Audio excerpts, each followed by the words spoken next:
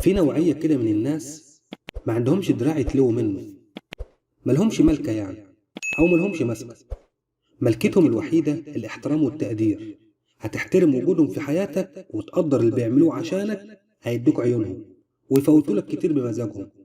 وحط تحت مزاجهم دي 1000 خط. هما بيبقوا قاريين وفاهمين اللي بيحصل من وراهم، لكن ساكتين. ساكتين عشان مش عايزين يخسروك. ولو فاكر إنك عرفت تضحك عليهم، وقت اللزوم هيواجهوك بكل لقطة كنت فاكرهم إنهم عبط ومش فاهمين. وهتتفاجئ إنك أنت اللي عبيط مش هم. الناس دي بتفوت مرة واتنين، بس في التالتة مش هتلاقيهم. بيمشوا وضميرهم مرتاح من غير سابق إنذار، لأنهم عارفين إنهم عملوا اللي عليهم وزيادة. بيمشوا وهم متأكدين إنك أنت اللي خسران مش هم.